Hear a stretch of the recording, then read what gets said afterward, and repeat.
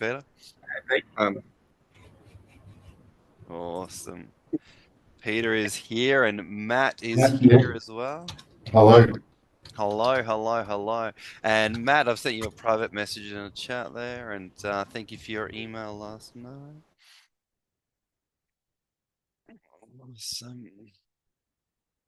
And I think James is here, or yes, he is. James, are you alive? Are you breathing? Are you functional? Unmute I yourself. Say hi. am I Oh, am nice. alive. I am breathing. I am good to go. And I did my group training yesterday. So I'm Excellent. Excellent. happy that I got that out the way. So now I just have to Nice. get the paperwork done and send that off to you. Uh, Excellent. Did they think that you are the best thing since slice training? um well no, but but they had a good time. They had a good time. That's the most important thing. And was it be the architect or the editor or was it all three hats? Yeah. So I did all three in one Yeah. go. Nice. Um and so they went through and they said, "Oh, you just kept it going, you kept it flowing, kept us engaged, Ooh. which was good. Nice. I tried to throw in some of the stuff you mentioned about, do you understand and that kind of stuff. I didn't do Yeah, as much of nice. it as I probably could have, but that's all right. Uh, But they, yeah, and there was good interaction in the room, so oh, it was good. So yeah, fantastic. so I hit record at the beginning and I hit Yeah, stop at the end. So I'll just have to just sort of there's some downtime in the middle, so that's I'll just right. edit that out. Nice. Um, but yeah, no, so far it was good. It was good. And yeah, one of the trainers, so Mm, she has all of my that observation checklist mm. stuff. And so she's filling that in as a TAE stuff, and then she'll get that back to me and get it to you. And then hopefully that's Go, one done. Now James. I just have to do my Well done. my individual ones now. Let's get that sorted out. Nice. Yeah. Nice. Traveling well there. Mm. Excellent. I need to fly myself over to Perth and attend one of your Saturday sessions. I reckon your Saturday sessions would be incredible. I want to see the I don't man shine where he does. Ah, I don't get a chance to do it as often as I used to. yeah, That's the wow. thing. Because of the role I'm in. Oh, Uh, okay. Okay. so I don't have a particular church that I've attend regularly. That's the Okay. issue. So I was trying to figure it out because I have to maintain my currency. Mm. Yes. Yeah, you can't. Well, I Yeah, know your live sessions that you do with your wife. I mean, they're pretty good. yeah, They're pretty good. yeah. It's nice. I'll. Yes, I like it. There's so many metaphors and analogies we could use with the rules of evidence in that context. Beautiful. Exactly. Uh, So is your yeah, knowledge valid, authentic, current, sufficient? There you go. and this is all the thing. So we're gonna Nice. try to work around that. Start having as part of the school to Mm. have some sort of online session at least once a month Hmm. and just do that as where I get a chance to share and then Hmm. also start to build a community online where we can have the interaction and things going. So Very and cool. that's easy to record and easy to Mm. document, so it makes it a bit easier to show to auditors if I need to. I like it. Auditor, watch this. I Yeah, like it. exactly. Watch this. Watch this. It'll change your life. It Make will. you It will. make you Oh. rethink what you're doing right now. And should you really be as mean as you are? I don't think so. I like it. And at the end, we'll give you an opportunity too. On that Yes. note, folks, everyone go ahead, drop a yes in the chat, and we'll kick off the day. And great to have everyone here. Really, really love it. I'm having a great time. And how else would we rather spend our week but hanging out with each other and the fun of the TAE? So we're going to head straight to a breakout room. And Matt, you got two computers going on there, and that seems to be working well. And so, what I would love you to do is you're going to head to a breakout room and simply share with your partner what was one of your major takeaways from yesterday, and just have a debrief just to fire up the neural pathways, but also just re energize and reconnect with our partners there about content that we covered yesterday, knowing that yesterday we dived dived a little bit into the world of RPL. We also worked further on eliminating KFC and practicing making level appropriate questions, changing the level, reviewing rules of evidence, reviewing principles of assessment, and all of that good stuff. So simply, you may want to take your notes in, share with your partner one of your key takeaways from yesterday. Head to your rooms, and I'll bring you back in about a minute and a half, 2 minutes. Go for it, team. See you back shortly.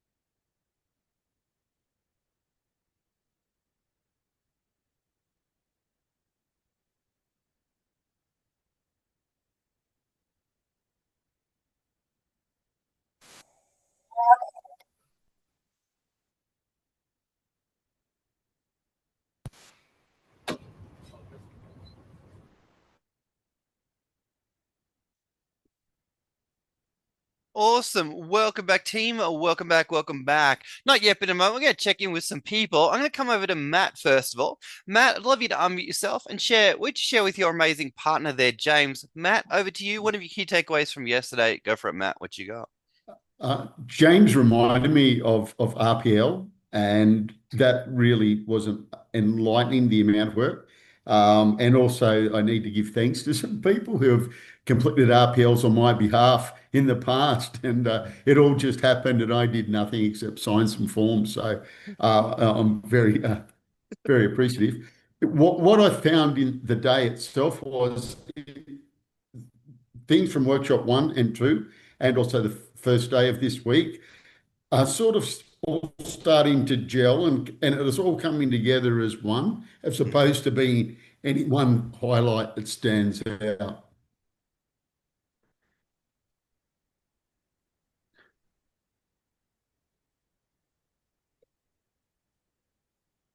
Really cool. Really cool. That's awesome. It's awesome. Love it how things tie together and connections are made. That's fantastic. Love it.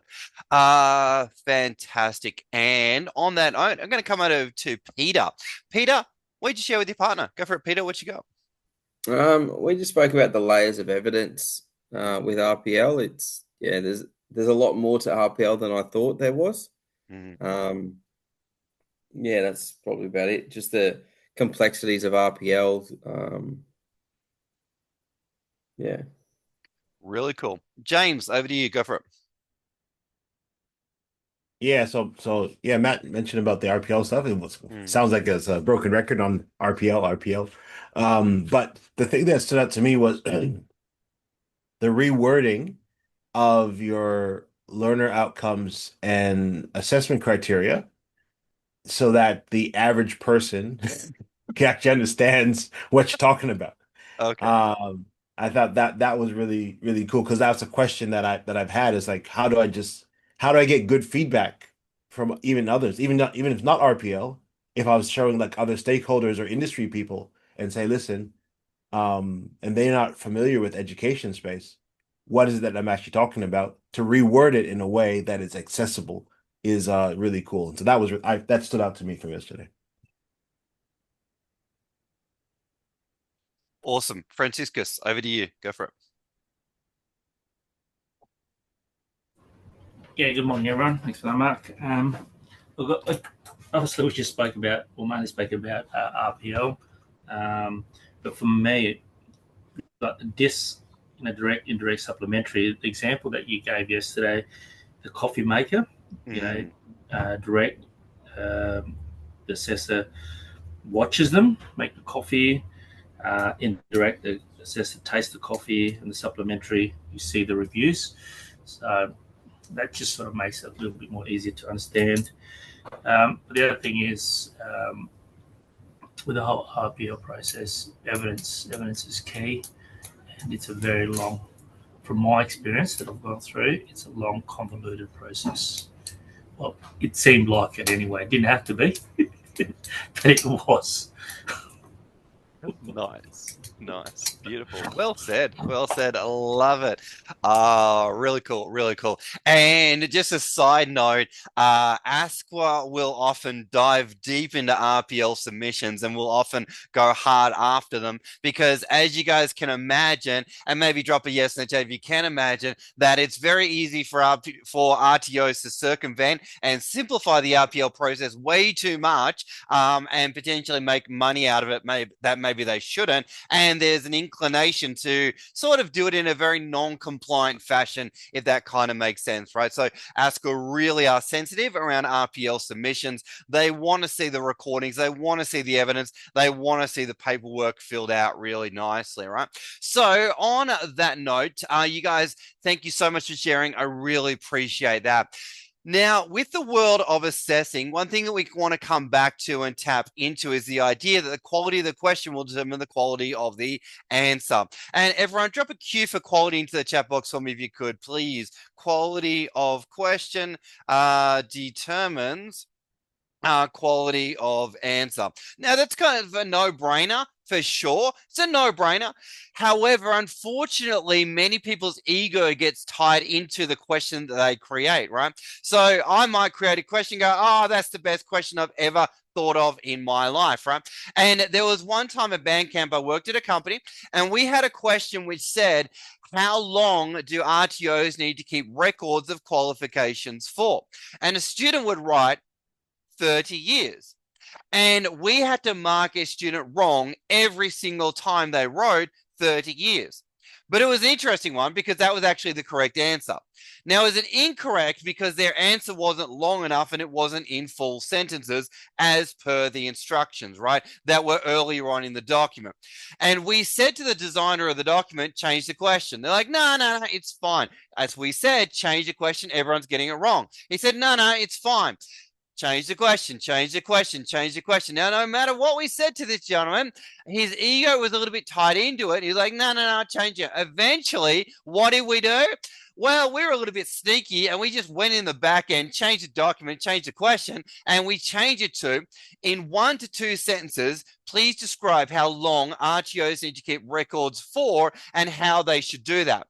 And lo and behold, everybody answered the question, answered it properly, and got it all correct, right? However, it did take a number of validations, a number of times us, tapping the guy on the shoulder saying, please change the question. Now, the problem here, folks, was the answer by the student wrong, or was it the question that was at fault, folks? Drop in the chat, was it the question or the answer that was the problem that ultimately was, yeah, beautiful. It was a question, right? Now, when we are looking at the question, there's a couple of things that we need to keep in mind. We need to appreciate that people can answer it very literally, and they can also do the minimalist effort required, right? So they are not going to think, oh, I'm going to put in a paragraph unless we ask for a paragraph, right?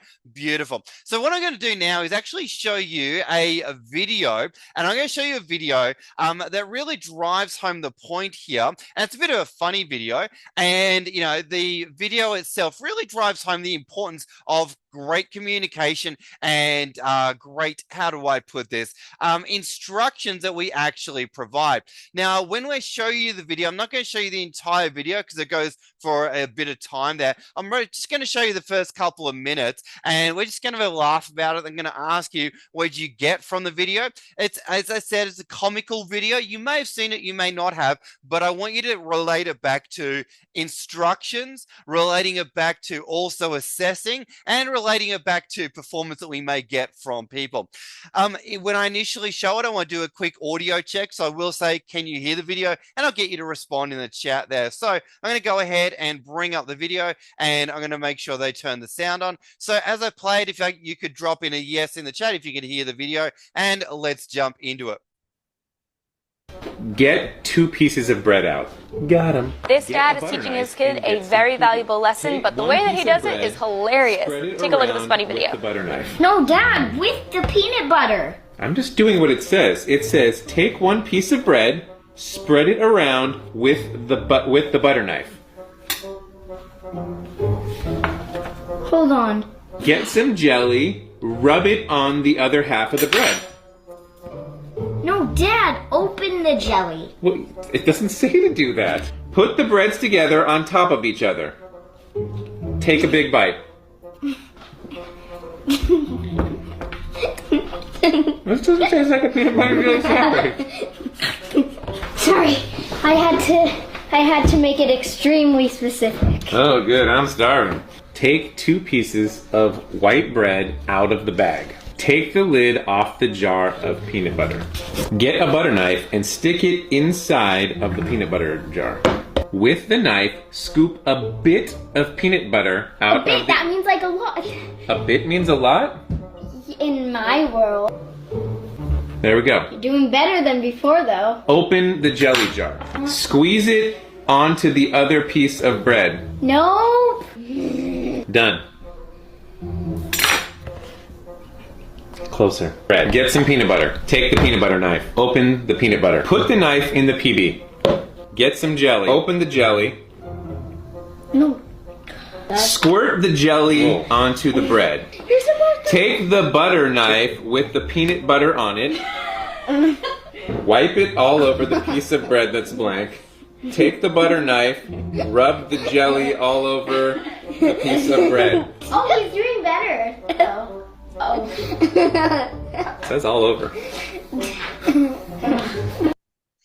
Awesome, folks. I'm just going to pause it there and I'm going to come back to our notes. And what I would love you to do is drop in the chat, what did you discover? What did you realize as you went through that video? How did you find it? What really stood out to you? Go for a team, and maybe what's it reminding you of, or maybe what are the key learnings? Drop in the chat, what are you discovering? What are you realizing as you watch that video, folks? Drop in the chat, what you got, what you got, what you got. Instructions become clearer. Yeah, excellent, excellent, excellent. Cool. What else, team? And maybe you're appreciating how different things can mean different things to different people. So a lot versus a bit versus a lot. Feel free, folks, drop in the chat. What'd you get from the video? Go for it. What you got? Oh, nice, James. Don't assume people know what steps to take. Excellent. Don't assume. Nice. Pre-planning and thoughtful use of language can make a significant impact and difference. It certainly can. It certainly can. All right. Awesome. And I used to run an activity in a face-to-face workshop where I would get someone to pick a task such as turning on the air conditioner and write down the instructions. And then I would get someone to actually teach it or run through it with somebody else in the classroom. And I would get the other person to actually sit there and pick holes in the instructions, such as, well, where do I find the actual control panel? Because often it would say, oh, I just turn on the air conditioner on the control panel. And so, well, where do I find it? And the next question would be, all right, well, which button do I push and how hard do I push it? And all these things would come out because, as we talked about with rig, what's the first R stand for in rig, folks? Drop in the chat. What do we want to remove? We want to remove. I'm going to wait for you guys to drop in. What do we want to remove in assessing and assessing instructions? We want to remove, folks. Drop in the chat. We want to remove the word that starts with A. Yep, remove assumptions. Beautiful, right? Excellent. Now, next thing I'm going to bring up, assumptions, beautiful, is a little bit of activity. It's called silly to sensible. Now, a big part of creating questions is being willing to put our ego aside and sit on the other side of the table. Sit on the other side of the table. What I mean by that is actually think about how could somebody answer our question that we actually put together? And so I'm going to go ahead and bring up the old silly to sensible. And drop a yes in the chat if you can see the heading that says silly to sensible. Drop a yes in the chat if you can see it, and let me know you guys are all good. Excellent. So this is a bit of a fun activity. I'm going to walk you through it. You guys don't need to actually do anything. I will check in with you occasionally, but I just want to highlight some key points here, right? So first one, in which battle did Napoleon die? Student answer, in his last battle. Is the student wrong? Is the student wrong? Drop a response in the chat. You may laugh. You may go, yeah, student wasn't wrong. Yeah, absolutely. Student was not wrong, but they answered it very, very literally. Excellent. No, they're right. So this was a list of questions of funny answers that I actually got from Facebook that was put together from teachers in the big wide world, which I find really, really fascinating and funny. So we come down. Next one, number 2 here is, where was the Australian Constitution signed? Student, right? At the bottom of the page. Classic. Absolutely love number 2 there. So what we're going to do, I'd love you to drop in the chat if you were going to rewrite question number 2 to be even more, I don't know, aligned to what the trainer was trying to ask for. Drop in the chat. How would you change question 2 there? How would you change it? How would you write it instead? Number 2, where was the Australian Constitution signed? Bottom of the page. Absolutely. That's what Sheldon Cooper would say.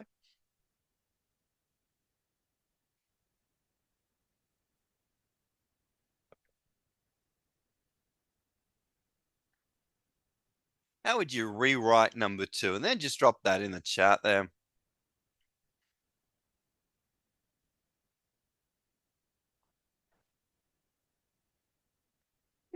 Nice, Peter. Nice. I like it. In what location? Which location? Excellent. Much, much better. I'm liking what you are saying. I'm liking it. Nice. Nice work. Excellent map. All right, cool. I like it. Well done, James. I like it. We're going to come down and next one, number 3. The Ord River flows in which state? Student wrote liquid. Pretty cool. What is the main reason for failure? Student wrote exams. Another classic we often hear is what's the reason for divorce? And people often say marriage, right? We're going to come down. How can you drop a raw egg onto a concrete floor without cracking it? Any way you want. Concrete floors are very hard to crack. There you go. All right. Next one. If you throw red pigment into blue pigment, what will it become? It'll become paint with gritty pigment in it. And the final one here, what looks like half an apple. And the student wrote the other half, right? So for me, at the end of the day, whenever I'm looking at creating a question, I need to be willing to sit on the other side of the table and answer the question. Hopefully that makes sense, right? Now, I show you this because the video and also this activity here and other variations of these examples can be a great way to spark discussion amongst assessors. If anybody wants to include those invalidations, they can be a great way to sort of liven things up and to get people thinking a little bit differently, right? So on that note, what I'm going to quickly do is bring up a document, and it is the instructional design words, that we looked at earlier this week, right? So the instructional design words there, and if we come down, we've got the AQF chart, right? And let me just make sure that you guys can see it. Yeah, you can. So this little document here is a document I'm going to send through to you later today if you want a copy of that. But I'm just going to leave this document up here for just a moment. And we're going to fire up our assessment creation models, or our assessment creation muscles, so to speak. And what I would love you to do is in the chat there, now it's going to be very specific. It's going to be very specific to you. I would like you to drop in the chat the name of a piece of equipment. The name of a piece of equipment that you use on a regular basis in your workplace. Could be anything at all. And it could be something like in Franciscus's world, it could be a pump, or it could be a hose, or it could be anything at all that comes to mind. And in James, in your world, it could be something related to business. You know, it could be the projector in a room, or it could be the printer, or a laptop, or it could be any other business piece of equipment. And once you think of that, just drop that in the chat box for me if you could, please. That would be fantastic. Just think of the piece of equipment, just drop it in, and I'll let you know if it's appropriate for this activity or not. That would be great. Be anything at all within reason. Laptop, excellent. Whiteboard marker, okay. That could be a interesting challenge, but that could work, right? Just for variety and just for contextualization, if I can get Franciscus and Peter, if you guys could do maybe a firefighting example, that would really help me out, and also the activity will go even smoother, putting in a very positive frame there. So if you think of a firefighting piece of equipment, that would be great, whether it's BA hazmat, whether it is I don't know, a fire extinguisher, whatever. Beautiful, thank you. Pump, excellent. And Franciscus, branch, great. I got no idea what that is, which is perfect, right? So on that note, not yet, but in a moment, we are going to do some thinking. We're also going to do some writing, and we're going to drop that thing, our thoughts, into the chat box there, right? So, not yet, but in a moment, I'm going to give you guys a bit of a challenge, but you guys will be fine with it because you've been playing with it so regularly, right? We're just going to build these muscles. So if you reflect back earlier this week when I first introduced this topic, I said to you, all right, retail environment, telephone. Cert 1 retail environment, telephone. So cert 1, if the telephone rings, you should answer it within 6 rings, circle true or false. Okay. Cert 2, if the telephone rings, you should do which of the following? Answer A, ignore it. B, answer the phone, swear at the person and tell them to go away. C, answer the phone, say your name, say where you work, and say how can you help. C, cert 3, if the telephone rings and you have an angry customer, what are the 4 steps to calm them down and support them? Or what are the 5 steps to provide a refund over the telephone? Cert 4. Let's go cert 4. Describe the process in order to take a complaint over the telephone. Or cert 4, explain how we as a company maintain great customer service on the telephone. Diploma, telephone. Analyze our results around the telephone over the last 2 months and provide an example on how we can make our performance even better. Okay, awesome. So hopefully in that episode there, you saw how I went up in regards to level of difficulty. So all we're going to do, we're going to flex our muscles a little bit. Now, let's go with, not yet, but I'm going to do an example, and I will pick, I'm going to pick James's laptop, but I am going to just do a couple of examples. Naturally, when James does it, he's going to think about different examples, but I'm just going to pick something quite generic. Oh, actually, I'm going to go with the pen. Okay. So let's go with office environment pen. All right, let's imagine someone picked pen. So pen, true or false,